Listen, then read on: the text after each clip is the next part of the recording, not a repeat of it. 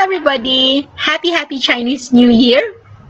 Maraming salamat po for tuning in. We are now live here at Tambayanihan Garden Cafe. So we are here with my family and all of our other friends, no, na sumusuporta sa atin. So our topic for today is about big LCF for beginners. Kasi it's the Chinese New Year na magkaiba sa regular New Year talaga na January 1. So I think it is a good opportunity, especially those na mga sinabi nating nadapa last Christmas, last holiday season, na gusto sanang mag New Year's resolution ng January, but for some reasons, medyo nahirapan at hindi nagawa yung mga ideal goals when it comes to our health and lifestyle na mga goals natin, including our food choices, our fasting schedule.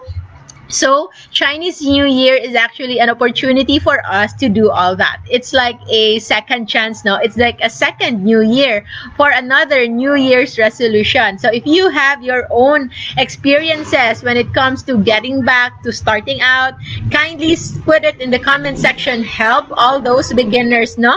Especially yung mga ka-life without rice natin. So, we will check if we can try to post this actually with all of our other pages and of course our other groups, Life Without Rice and Low Carb Feasting and Fasting Community, para makasabay natin yung other na mga friends and mga ka-low carb and ka-fasting natin. So if you are there watching, kindly share it also in your timeline so your friends and families can also enjoy this episode. Especially yung mga mahal nating mga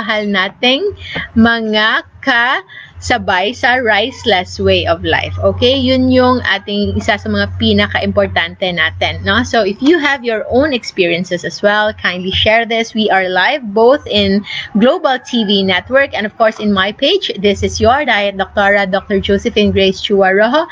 I hope you are well. We will discuss LCF for beginners. So, a lot of our followers are actually, I know, no, mga pros na when it comes to fasting. Yung iba nga nakadiscover ng fasting even way before I did, no? And of course, our low carb feasting, kapag kumakain tayo, riceless yan, wala yung high carbohydrate. So if you have your own experiences, kindly share this with our friends, and for those na mga na noon first timers pang nakapanood sa atin, hello, and of course from first timers, second time, third time around, and now no, halos hindi na mabilang as to how often do we get to be with them during our FB Live episode. So before we start, I would like to say hi. First commenter natin, Eleanor Papio Caranzo. Hello. I hope you are enjoying this Chinese New Year. Kahit hindi naman tayo Chinese. Ako, hindi na naman ako full Chinese. Although my mom is half Chinese yung mom ko. So, I am by blood 1/4 Chinese, but culture-wise, hindi talaga kami nagpa-practice. But it's another reason to celebrate. It's another reason to get together, especially with our loved ones, intimately with our families na kasama natin sa household. But sometimes it's different when we celebrate it for a reason. So, that's why we are also celebrating Chinese New Year. And I hope you are having a wonderful Friday as well. If you are not celebrating this year of the ox, no? 2021 is the year of the ox. Hindi ko pa na-check yung yung sa ating anong tawag doon ng mga Sagittarius, Libra, yung horoscope natin, if it's lucky for us or not. So maybe, but I hope everybody is gonna have a good luck. But if ever we don't rely only on luck, but we take charge of our body, especially when it comes to our health, that's why we are here. That's why we are trying to learn as many things as we can when it comes to low carb feasting and this lifestyle that we chose to have, the fasting lifestyle. So in addition to Eleanor, hello Carmen Ang Domingo and Abeliana Kasha. How are you? I'm okay. I'm really, really good. Right now, I'm already in my 19th hour going 20th hour fast, no? Kasi last night, medyo matagal kami nag-close ng window namin because we also celebrated, aside from welcoming the Chinese New Year, we also celebrated my brothers and my sister-in-law's wedding anniversary. So, kasabay ng whole family, my siblings, and also my closest aunts and cousins. Nag-celebrate kami dito still in Tambayanihan Garden Cafe. If you are here in Bacolod or you know people who are living in Bacolod, kindly inform them that we have unlimited grilled pork. No, it's a grilled feast this coming weekend. It's a Valentine weekend, at the same time Chinese New Year celebration for all of us. So kindly invite them. Kathy Virtudes, hello. Emil Dexter, hi Doc, good to see you again, and good to see you too. Thank you so much for watching. Richelle Pagaduan Domingo, hello, and Yoli Katapia Dagos. Doc, please discuss also topics about varicose veins. Is LCIF also good in its treatment? Okay, so we will tackle about that. This episode, although we are considering LCF, low carb feasting and fasting for beginners, this is also a live Q&A episode. So with live Q&A episode, actually, we entertain all the questions related to health and wellness. So we will answer that. Answer natin yung concern mo about varicose veins, why they occur, why people can actually consider going into low carb and fasting as a possible means to improve the varicose veins, no, if it really has a relationship with that. Okay, so Oni, Sir Ronnie, hello po, and of course our dearest Annabelle, hi Doc, happy Chinese New Year. Happy Chinese New Year din po sa'yo. And of course Ma'am Jo Laksamana, hello. Maraming salamat for tuning in. Ano yung celebration natin dyan? What do you have? So kami dito, since we have unlimited grilled pork, so meron akong greens. So yan na yung greens namin. And of course, sorry sa mga hindi. But we are actually having this, no? So it's pork chop. So it's pork chop. And it's proud low-carb pork chop, marinated in cocoa aminos. And of course, meron tayong kalamansi. Although meron siyang concentrate, no, kasi napagod kaming pumiga talaga ng aming own calamansi, so we used a calamansi concentrate. So hindi naman na parami, just enough. So Venus Aisha Escandar, top fan here. Doc, mahiya naman ako niyan. Ako kaya, idol kaya kita. Doc Venus is a very, very dear PDA resident namin noon when I was still in internship way back in 2014, 2015. Idol namin yan. Sobrang cool. And I feel so honored na we are together right now in this low-carb feasting and fasting community. And I hope as PDA, I know, no, na you are no longer just treating them the usual ways of just giving medications. We now know that, especially sa ngayong panahon, maraming bata having allergies, having obesity, even having diabetes as early as 5 years old, 6 years old, 7 years old.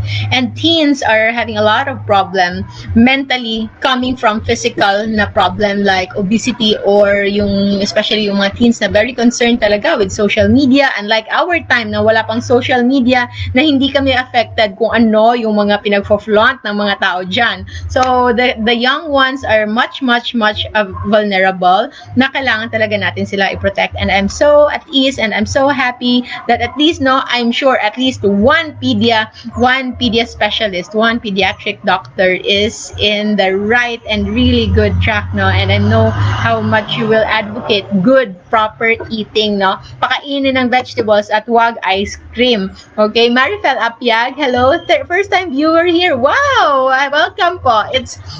We really welcome more. Of course, meron na tayong mga veteran dito na love ko talaga kahit hindi ko pa nakita, but super love ko because your overwhelming support and love can be felt really here, even all the way from Bacolod. So hello Marifel, I hope you get to enjoy this episode. So we are, naririnig nyo, we are actually a little mga 20 meters ba away from a road, no? So from time to time meron magpa-pass by, especially tricycle. So tricycle, parang indication yan na nasa Pilipinas talaga tayo. Kapag daw meron kang naririnig na kausap mo, tapos sasabihin niyang outside siya or nasa abroad siya, pero kapag may narinig kang tricycle, huwag kayong maniwala. Nasa Pilipinas lang yan. Juliet Garita Mendoza, hi, good evening din sa iyo. Lami kaayo Sir Ronnie, sakto good. Hi Doc, thanks for showing us the way to better health. The pleasure and honor is mine po, Ma'am Sabrina. Thank you so much, and I'm so happy that you get to share this advocacy, this road to better health to your children as well. Kasi hindi natin mabiblame yung sarili natin if we were able to to teach our children. We taught them not the best kind of health when it comes to food intake, but we can always get back, we can always improve the moment we learn something better, no? So we keep on improving. So Abu Sakina Madaya Dapiton Madia Dapiton, hello, thank you so much. And Henry P. Bayot, good afternoon, happy Chinese New Year. Jessie ako, hi daw, Kong Hei Pat Choy, Jessie ako, and to all family, and to yours as well. Rachel Singh, hello, good afternoon, good evening na ba? Papunta ng gabi, di ba? So, mamaya-maya, didilim na talaga di tayo dito. So, Jelin Nabuscarion, always loving your smile and energy, Doktora. Maraming salamat po dahil yan sa fasting, no? Kasi kapag alam nyo nakakain ako ng carbs, no? Kasi medyo mahina yung utak natin. Hindi naman yung hindi talaga umaandar, pero medyo sluggish. I'd better sleep kapag nakakain ako ng carbs, no? So, medyo mahina talaga. But when I'm fasting, like right now, hindi pa ako nakakain. The only ones I took is this, no? Nalusaw na nakape sa maraming ice. So, eto na yung itsura niya. So, it's actually black coffee, na plain coffee without sugar, without cream. Yun lang yung iniinom namin. Kaming lahat dito. Kami me and my brother, my sister, all of our family. Yun lang iniinom namin. Parang soft drinks na siya para sa amin. And it's really, really refreshing. Eduardo Saison, hi Doc, watching from Barangay Estefania. Wow, taga Bacolod. Hello, sir. We actually go home in Estefania whenever merong long week. And so we stay. My brother's house is there in Camelot Residences. So I hope to meet you. And if you can drop by this weekend, meron tayong unlimited pork dito sa Tambayanihan Cafe, just here in Cametal Road in Bata. So, Richelle Pagaduan Domingo, hello Doc, advisable po ba mag-umad ang everyday umad? So, we already have 2 questions, no, regarding varicose veins and umad. So, we will tackle that. Make sure muna natin wala na tayong na-miss. So, Annabelle, Ronnie, Yoli, Katapia. Okay, discuss also topics about varicose veins. So, yun na yun. And Richelle. So, I think we're good. We can already start. Lastly, Deodato Adamas, good afternoon, from San Jose del Monte, Bulacan. I'm so happy because of social media, because of this modernization and technology. No, we were able to reach people as far as the places na hindi pa natin napuntahan. So, dumating ang bago nating additional na pagkain. So, this is parang bulalo. But in here, we call this just nilatan. So, it's just plain nilagang pork. Hindi naman. Nilagang pork with pechay. So, Chinese pechay lang. I will share with you something about Chinese pechay and cabbage mamaya. So, it's something that we know for a while. But this time, na-realize namin talaga that if you choose between pechay and cabbage, you'd rather choose pechay every time. Bakit? We will tackle about that in a short while. So, to start, LCF for beginners. LCF for beginners, low carb and fasting for beginners. So, paano mo simulan? As Filipinos, we know our food is very much dependent on rice, no? Dependent talaga tayo sa kanin. So, ngayon, how to remove it how to start it is just to eliminate the rice. That's why also, it is the name of our Facebook group called Life Without Rice. And by rice, we mean all the other carbohydrates. Ano yung iba-ibang carbohydrates that usually accompany our food intake?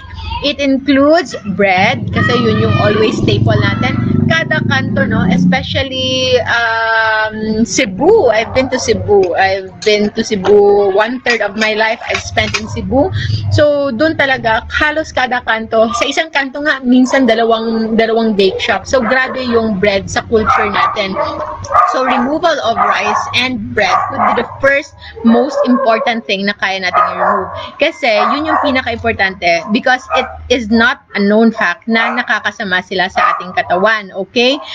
Yung sweets, yung desserts, yung soft drinks, actually, it is like a common knowledge na. Lahat alam na hindi yan nakakabuti sa atin. And we just take them knowing, thinking na baka eventually, baka hindi naman tayo ganun ka-vulnerable, but it is already a known fact na nakakasama yung mga sweets na yon. So actually, kapag sinabihan mo yung tao na i-limit yan, they will not have that much resistance. No? Although, resistance would come from, sabi natin, mas grabe sila kahilig sa matatamis, grabe sila kahilig sa sweets, sobrang mahilig nila sa mga ganung pagkain, pero the knowledge is already quite universal na sweets and processed foods are really unhealthy. But for mindset, which is the very most important thing when starting out a healthier, better lifestyle when it comes to nutrition, kailangan talaga i-correct natin muna yon. So one thing is to unravel or i-expose natin yung mga pagkain na akala natin healthy, na nagpapanggap na essential sa ating pamumuhay, na nagpapanggap na importante when it comes to nutrition. So number one would be the rice and breads, no? So rice and breads including pasta and a usual alternative, potato, mashed potato, french fries, all of those. Yung pinaka-usual side dish natin, yung pinapares natin sa ating mga ulam, yun yung kailangan nating baguhin. So, if hindi ka man mahilig sa gulay like us, no? And mind you, hindi rin ako kumakain ng gulay. I think 5 years ago pa lang kami nag-meet ng gulay. So, kung hindi ka mahilig kumain nito at ayaw mong kumain nito, then don't. Hindi kita pipilitin. But as long as hindi ka rin kakain ng kanin at hindi ka rin kakain ng tinapay at breads, okay? So, if you do that, what you can eat? Ulam. You can focus on your ulam. Kain ka lang ng kain ng ulam. So, you won't have any excuse na hindi ka kakain ng gulay. Before, we used to think na kapag kumain ka ng gulay, magiging healthy ka na. But yun. I made another post about that. Kung kumain ka ng gulay, pero kung ipapares mo ay kanin lang, at paparesan lang ito ng kanin, or magda-dessert ka pa, at saka, or kakainan mo pa ng tinapay, actually, mas okay pang maglechon ka.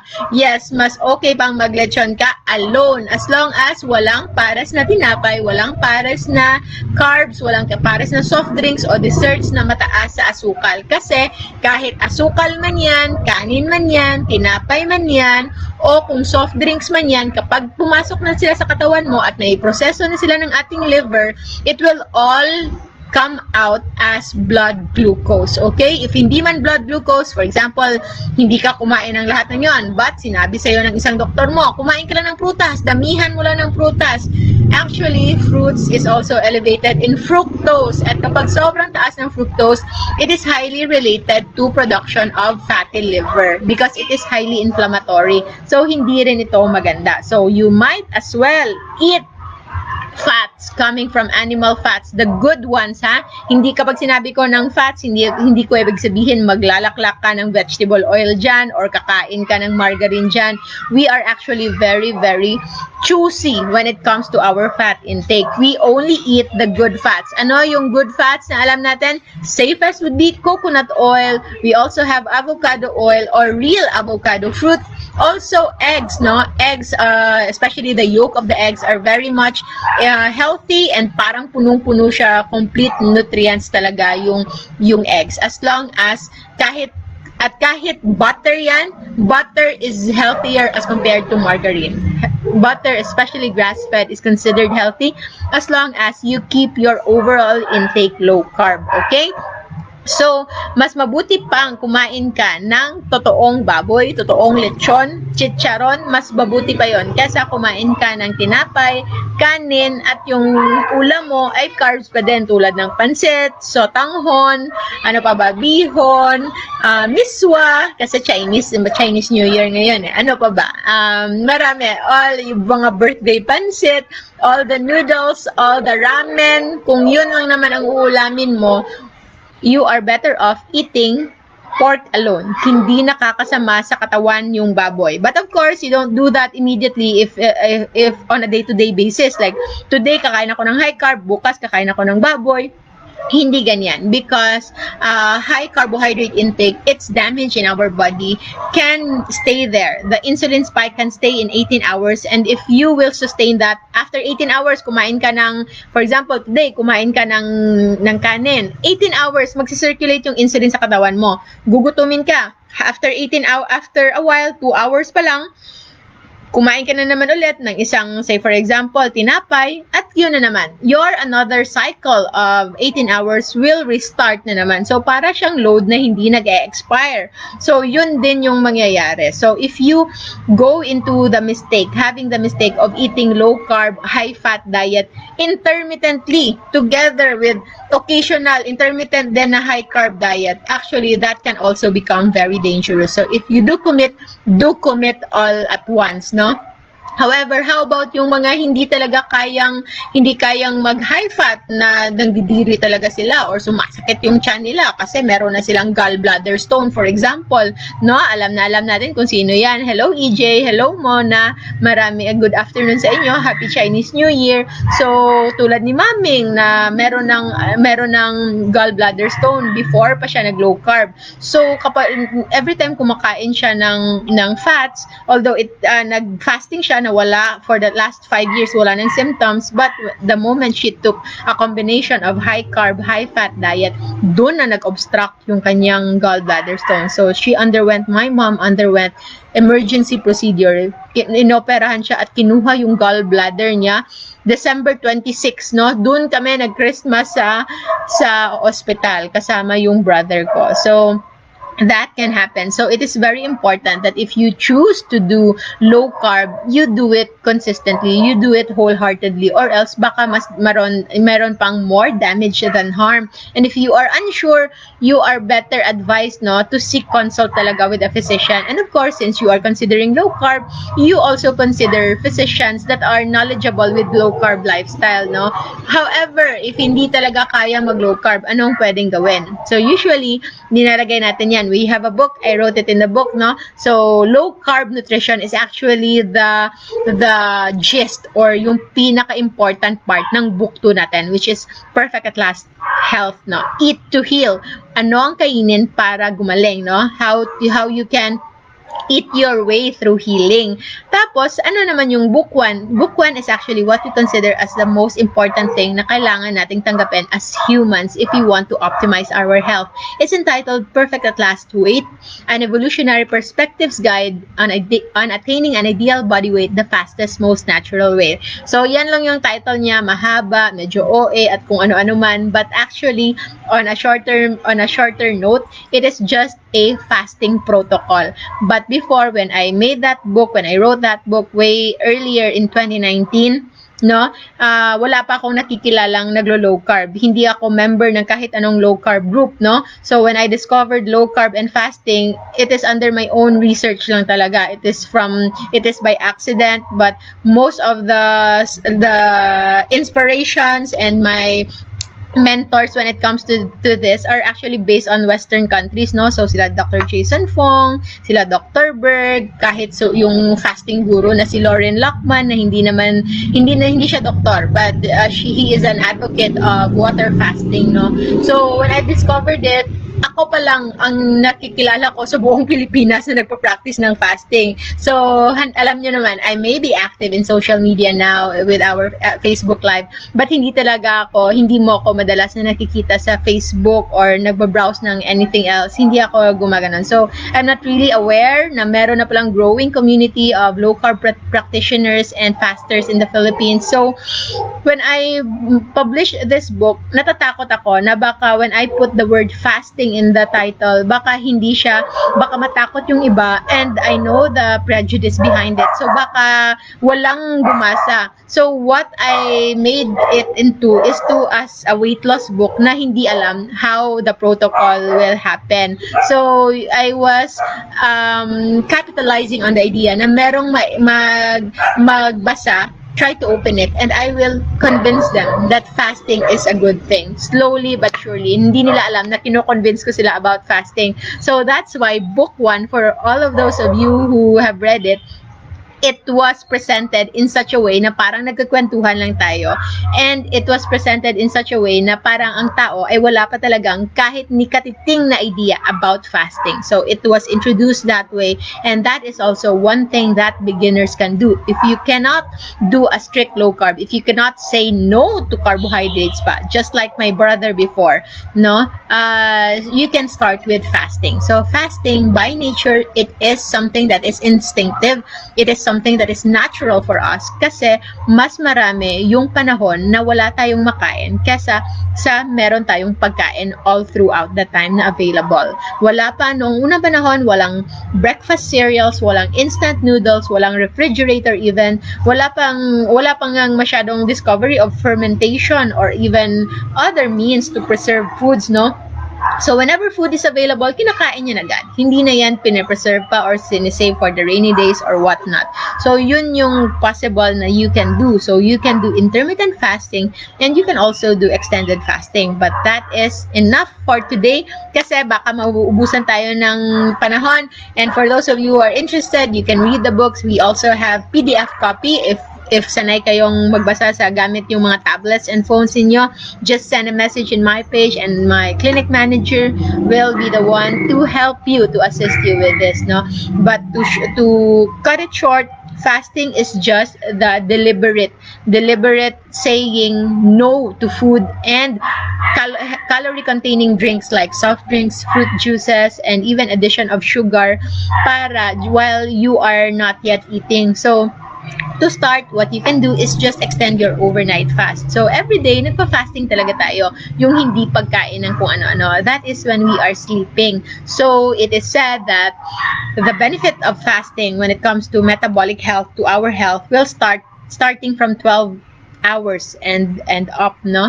So, you can start by fasting starting 12 hours. So, for example, if kumain ka ng dinner, like ako ngayon, nandito pa lang yung dinner namin. So, my family are waiting na matapos tayo ng live so that we can eat. So, baka matapos kami around 8. So, kapag kumain ka ng 8, last subo mo, 8 in the evening, your first or earliest intake of meal the next day should also be 8 o'clock or later. So, we emphasize on later kasi when you are already used to fasting, you can slowly increase it as long as you can, depending on your goals, no? So, if your goal is, for example, weight loss or healing, the longer your fasting is actually the better yung effect nyo health-wise, no? So, right now, we are practicing a minimum of 16 to 18 hours. So, for me, it's 18 hours of fasting. So, if 8 ako last kumain, mamaya, last kakain. So, the earliest meal intake ko dapat bukas would be around 2 o'clock. Okay? So, I can have an 18 hours. So, ngayon, since 10 ako last kumain kagabi, pwede na akong kumain by 4 o'clock. But since na busy, I still have had online consultations and continued with our live FB episodes. So, na-move siya until 8. So, later, until 6 or 7 later. So, I will have a total of fasting na around 20 to 21 hours of fasting. So, yun yung basic ng low-carb nutrition and fasting lifestyle. As with low-carb, dahil especially sa mga Pinoys and Asians, no, it's good. We are actually lucky na ang pagkain ng mga Pinoy, yung ulam natin, is actually mostly low-carb. Isda, baboy, karne, itlog, kahit yung dried fish. Ano nga yung dried fish sa dried fish sa Tagalog? Sa Bisaya, it's bulad. In Ilonggo, it's uga. Sa Tagalog, ano nga yung mga daing? Ano yun? Daing ba yun? Or ano ba? Meron pa bang other term sa dried fish? Salted dried fish? So, yun. Kahit yun, those are all low carb kasi walang sugar. Konti lang yung mga sugary, like mga processed, like tocino, chorizo, yun. Kasi pinapatamis talaga natin.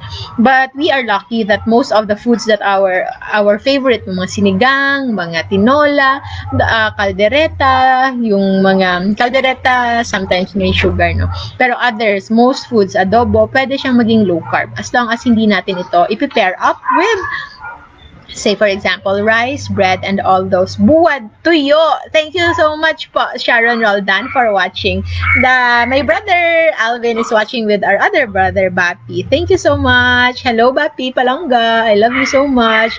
And Venus, right? Fasting helps curb down irregular insulin spikes and help regulate insulin in the long run. So, maganda po. Thank you so much, Doc, for your comment. So, yun yung basic natin sa fasting and low carb lifestyle. So, before we end, kasi baka kulangin tayo ng oras, Kong Hei Wat Chai. Chick talaga ni si AJ, oh. Jainber, my dear. Kong Hei Fat Chai, Doki. So, Hei Fat Chai sa'yo, Palangga. Thank you so much for watching. I hope to see you again. Baka hindi mo na ako pansinin kasi lumalabas na yung collarbone mo. Pansinin mo ko when we, visit ka dito. Dito kayo ni Kay Marie, mag-unlimited pork kayo dito bukas or on Sunday. Or baka meron na kayong ka-Valentine's date, bring them here as well. So, Gina de Guzman Meneses, hello po.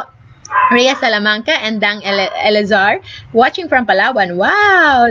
Kung hey Patchoy din sa'yo, Ma'am Sharon Roldan. Pero parang merong problema sa ating with the technical side, no? So, naputol na naman ulit. I hate to cut this short, but our time is almost up.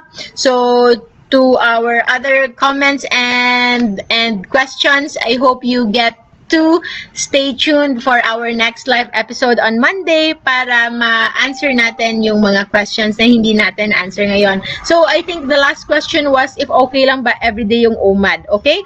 Depende on your goal and your current status. As long as you still keep on improving, pwede mong i-retain yung OMAD mo. But remember, yung katawan natin, parati nasasanay yan. Madali yang masanay. So, sometimes, merong advantage if we mix things up when it comes to our diet. So, hindi pwedeng ganyan lang parate all day, every day, no? So, it's sometimes a surprise kung minsan hindi alam ng katawan mo if magpa-fasting ka ngayon or magpa-fiesta ka ngayon. As long as you fast more than you feast, okay? So, if you are on OMAD and still seeing progress, is still seeing improvement sa katawan mo, so I will show you the sky, okay? Maganda yung sky ngayon sa likod natin, okay? So, papunta na talaga ng gabi. And it's a good sky. It's a beautiful sky right now, no? It's a clear, cloudy sky, but maganda siya. So, I think it's a good sign for each and everyone. Happy Chinese New Year.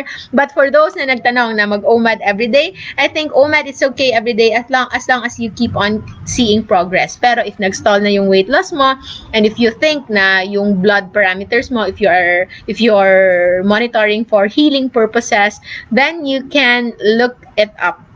It's actually a part of the book 1, no? Meron yang weight loss plateaus, how to address that, and of course other parameters, anong pwedeng gawin if ever nagsustall na or wala nang improvement. So you can do that. We have so many fasting schedules. OMAD is one of the best, especially actually para sa mga beginners, no?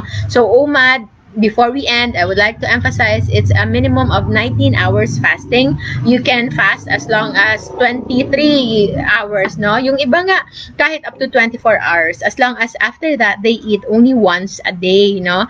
Pwedeng kainin nila in one sitting, and pwede rin one regular eating and another very, very light meal in a matter of 4 to 5 hours. So, kahit OMAD siya sabihin, but as long as your fasting is more than 19 hours, that can still be considered as OMAD, as long as you don't feast twice during that 4 to 5 hours.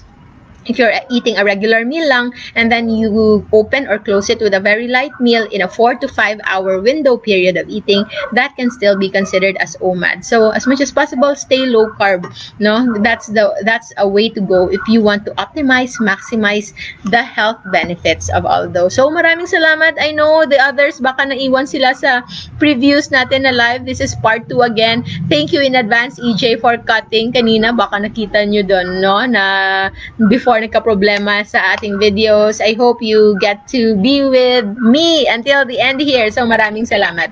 Eleanor Papio Caranza, Happy Chinese New Year. Dami ko carbs na kain kanina. Sus, ako nga, gusto ko sana mag-prepare ng low-carb tikoy, no? Kaya lang hindi na ako naka-time, so tingnan na lang natin.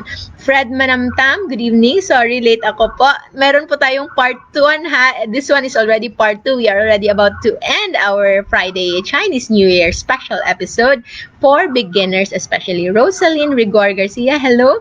M. Sanchez, hello. Gandang gabi. Ayang Blanquero, of course. Kong hey Fat Choy, sa'yo din. Hi po, Diet Doctora. That's actually my dearest friend, Dr. Kenneth Redelosa Tan. Hello and Happy Chinese New Year sa iyong mami. Hello, Doc Lojan Padilla, Doctor. Magandang gabi po. Joanne Reyes, thanks Doc. G. Delamar, Gong Shi Pakay. Happy Lunar New Year to all. Happy Lunar New Year po. Thank you so much. Hi po. Magbisdak ta, Doc. Ganahan yung ka magbisdak. Pwede naman ta magbisdak. But for the sake of everyone, we are speaking the Filipino language para mas madaling maintindihan ng lahat. However, we are already nearing our time, no? Overtime na ba tayo? Yes, we are almost mag-overtime na tayo. So, meron pa bang question doon? And I can't recall kung meron pang question doon. I can remember the question about OMAD and varicose veins. And ano nga yun? Meron yung suggestion kanina na ano daw yung topic na pwede nating i-discuss next time. Next time, sige, tingnan natin kung ano next time. But for if you have topics you want to discuss, no, kindly send me a message or put it in the comment section and we will see how we can accommodate it. We have Mondays, Wednesdays, and Fridays as our live FB episode and we'll try to tackle about that. I hope you get to learn something from this video. Maven Gayares, hi Doc, watching from CLMMRH. CLMMRH is my alumni. I'm alumni na ako, no? Graduate ako ng CLMMRH residency training. So, thank you. Thank you so much, Maven. I'm happy. I hope to see you there soon, no? Babalik ako ng Corazon because we always belong to Corazon. So, I think that's it for now. Maraming salamat, Doc Nerissa. Hello po. Good evening. Your orders of low-carb goodies are on their way. And maraming salamat po. I hope you are enjoying, especially the book 3. Book 3 is really very, very special for me. And for those who have read it, they know how special it is. And I hope you get to enjoy it and get whatever benefit that you can from it as well. Thank you. Richelle Pagaduan Domingo, thank you very much. The pleasure is really mine. The honor is mine. So thank you then po for always being here with me. Maraming salamat po. Happy Chinese New Year, Gongchi Pakkay, Kong Hei Fat Choi, Happy Lunar New Year to each and everyone. Happy Year of the Ox. I wish everyone abundance, love, good health, longevity, and all the happiness that we all deserve. Joy! Hello! Thank you so much. Nakahabol pa. I hope you get to watch the replay, no, yung part 1 ng video na to kasi nakat kanina. I hope you get to watch that. Hello Reyes Malamangka, Happy Chinese New Year to you and your family. Joanne Reyes, masaya ako Doc kasi Cebuano pala kayo. Yes, Bisaya kayo ko. Oy, although hindi talaga ako true Bisaya, pretending to be Bisaya lang. I'm born and raised in Negros Occidental, so it's Hiligaynon or Ilonggo for me, but 1/3 of my life was spent in Cebu during college and medicine. So, doon talaga yung one of my large part of my adult memories, no? So, yun. One of my good friends there, no? One of my pinaka-mamahal, pinangga kayo na ko na amigo, si Dr. Kenneth Brian Tan. Love kayo. Thank you so much and Happy Chinese New Year to all. Have a happy weekend ahead. Have a productive one and I wish you all the best. Maraming salamat and thank you for tuning in. Always remember not to fast as long as you can and when you do eat, I hope you do stay low carb so that you will stay safe. Maraming salamat po. Bye-bye.